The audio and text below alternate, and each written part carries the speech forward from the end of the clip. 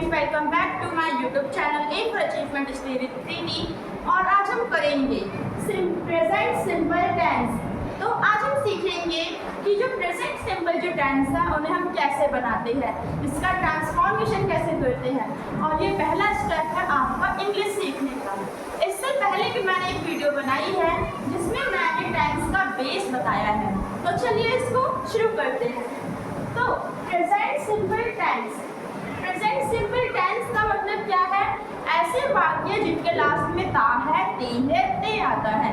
जैसे कि मैं खाना खाती हूँ, हम खाना खाते हैं, इस तरीके से मैं खाना खाता हूँ। तो लास्ट में क्या, ता, ती, ते, उससे हम क्या बोलेंगे? Present simple tense. अगर हम बात करें जो प्रेजेंट सिंपल जो टेंस है वो भी भागों में डिवाइड है। इसमें simple, negative, interrogative, WH family and WH family negative आता है। अगर हम देखें कि इनका मतलब क्या है, तो सिंपल मतलब कि जो सीधा साधा हो, जैसे कि मैं खाना खाती हूँ। अब नेगेटिव, जिसमें क्या आ गया? नेगेटिव आ गया, नॉट आ गया, मैं खाना नहीं खाती हूँ। फिर इंटेरोगेटिव, इंटेरोगेटिव का मतलब क्या है? जिसमें हम क्वेश्चन पूछते हैं, क्या मैं खाना खाती हूँ? इंटेरोगेटिव नेगेटिव, जिसमें क्वेश्चन भी आएगा प्लस नॉट भी आएगा, क्या मैं खाना नहीं खाती हूँ, इस तरीके से। इसके बाद है WH फैमिली। WH फैमिली हमारे कौन कौन है? जैसे कि वाई, वेयर, वैन, जो क्वेश्चन जो हमारे वर्ड होते हैं उसको हम WH फैमिली कहते हैं। जैसे कि मैं क्यों खाना खाती हूँ। फिर WH फैमिली नेगेटिव, इसमें आ जाएगा मैं खाना क्यों नहीं खाती हूँ। तो आई होप कि आपको इनका मतलब तो समझ में आ गया होगा। अब हम चलेंगे कि इनका जो ट्रांसफॉर्मेशन है वो कैसे करते हैं हिंदी टू इंग्लिश। तो इन सब के लिए रूल होता है।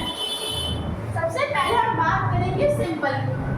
तो सिंपल में सबसे पहले आता है subject, verb first form, SES object. अब आपके माइंड में क्वेश्चन है कि सब्जेक्ट क्या होता है और ये वर्ब क्या होता है और ऑब्जेक्ट क्या होता है। तो सब्जेक्ट का मतलब होता है कि जो काम कर रहा है। जैसे कि मैं खाना खाती हूँ, तो काम कौन कर रहा है? मैं कर रहा है ना। तो मैं, तुम, वह, ये सब कुछ क्या होगा? सब्जेक्ट। जैसे कि इंग्लिश में हम इसे क्या बोलेंगे? आई, शी, वी, दे। अगर हम बात करें वर्ब, मतलब कि हम कौन सा काम करते हैं, उसे हम क्या बोलेंगे? वर्ब बोलेंगे। मैं खेलती हूँ, तो मैं इसमें कौन सा काम कर रही हूँ? खेलना। तो खेलना क्या है? एक वर्ब है, एक क्रिया है। अब आता है ऑब्जेक्ट। अब समझिए, अब जो मेरा सब्जेक्ट है और जो मेरा वर्ब है, इसके बाद जो भी हमारा बचा वो हमारा कहलाएगा ऑब्जेक्ट। जैसे कि मैं स्कूल में खेलती हूँ, तो यहाँ पे मैंने सब्जेक्ट ढूंढा मैं, और जो वर्ब है वो मैंने ढूंढा खेलना। अब क्या बचा? स्कूल में, तो ये मेरा होगा ऑब्जेक्ट। इसी तरीके से जो नेगेटिव जो होता है उसमें सब्जेक्ट डू डज आता है। सब्जेक्ट प्लस में डू डज। अब डू डज क्या होता है? तो जो डू डज है ये हेल्पिंग वर्ब है। क्या है? Helping verb. अब आता है कि डू का यूज हम किसके साथ करते हैं, डज का यूज हम किसके साथ करते हैं। डज का जो यूज हम सिंगुलर के साथ करते हैं, जो कि बस एक, जैसे कि शी, ही। और जो डू है इसका प्लूरल के साथ करते हैं यूज। उसके बाद नॉट, वर्ब की फर्स्ट फॉर्म, फिर ऑब्जेक्ट। तो सबसे पहले तो इन दोनों से हम सेंटेंस बनाना सीखेंगे। तो देखिए, वह घर में खेलती है। तो यहाँ पे सबसे पहले तो सब्जेक्ट क्या है? वह को हम इंग्लिश में क्या बोलेंगे? शी। तो मैंने यहाँ पे शी लिखा। उसके बाद हमारा रूल क्या कह रहा है कि वर्ब लेकर आओ। वर्ब क्या है? खेलना। खेलने को इंग्लिश में क्या बोलते हैं? प्ले।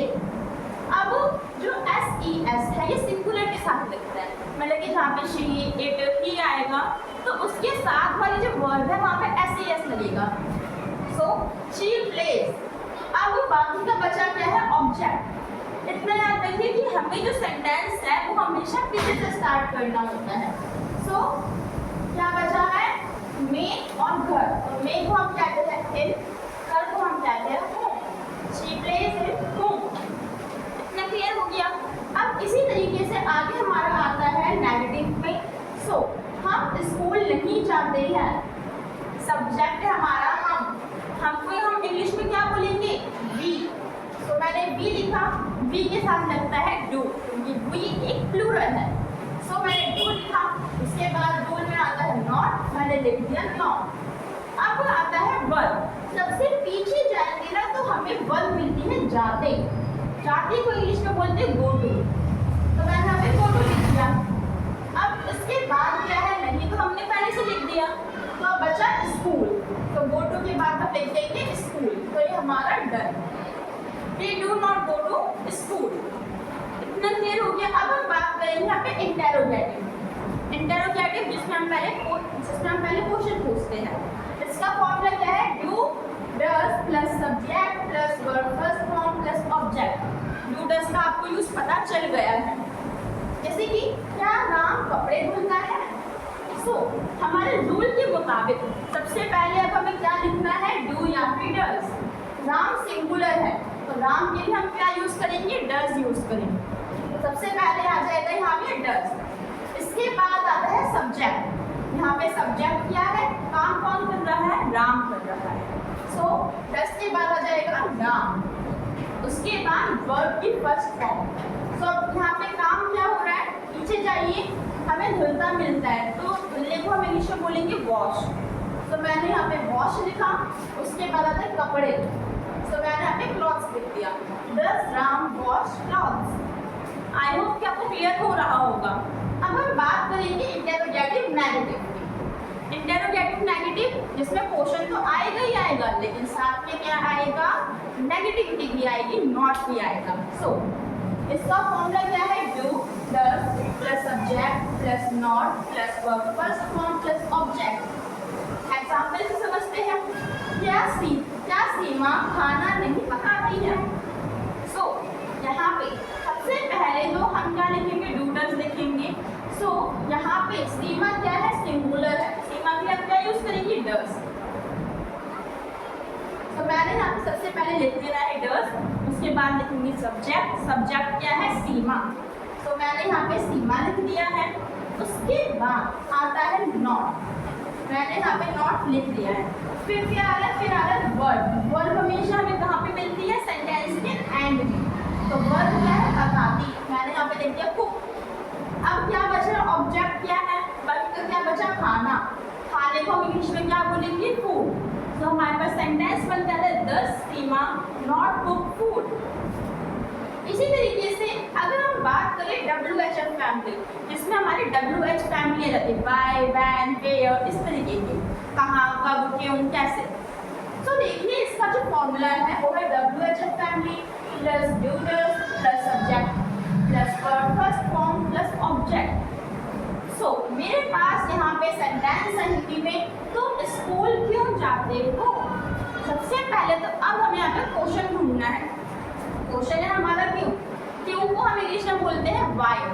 सबसे पहले मैं यहाँ पे क्या लिखूंगी, वाई लिख दूंगी। फिर मेरा अगला क्या कह रहा है, WH के बाद डू या फिर डज। तो यहाँ पे तुम है, तुम क्या है, प्लूरल है, तो इसके लिए हम क्या यूज करेंगे, यू यूज करेंगे। तो यहाँ पे क्या देगा, why do plus subject, subject हमारा है यू, वाई डू यू। अब आता है वर्ब। तो यहाँ पे वर्ब क्या है, जाते। जाने को हम इंग्लिश में क्या बोलेंगे, गो टू। तो यहाँ पे क्या जाएगा, why do you go to. Last में क्या बचता है, ऑब्जेक्ट। ऑब्जेक्ट हमारा यहाँ पे क्या, school. So why do you go to school. I hope कि आपको समझ में आ गया होगा। अब मैं आपको होमवर्क देना चाहती हूँ, उससे पहले रूल समझा देती हूँ। जिसमें WH फैमिली नेगेटिव, हमारे क्वेश्चन भी आ रहे हैं प्लस में नेगेटिविटी भी आ रही है। WHF plus do does plus subject plus not plus verb first form plus object, ये हमारा क्या है, फॉर्मूला है। और आपको घर से एक सेंटेंस देती हूँ, उसके ऊपर आपको एक इसका ट्रांसपोर्टेशन करना है, ट्रांसलेशन करना है इंग्लिश में। वो है, तुम मुझसे बात क्यों नहीं करती हो। तो ये आपको करना है। आपको करना अच्छा हो तो अभी से कमेंट में भी कर सकते हो। मिलते हैं अगली वीडियो में, जिसमें हम बात करेंगे प्रेजेंट कंटिन्यूअस।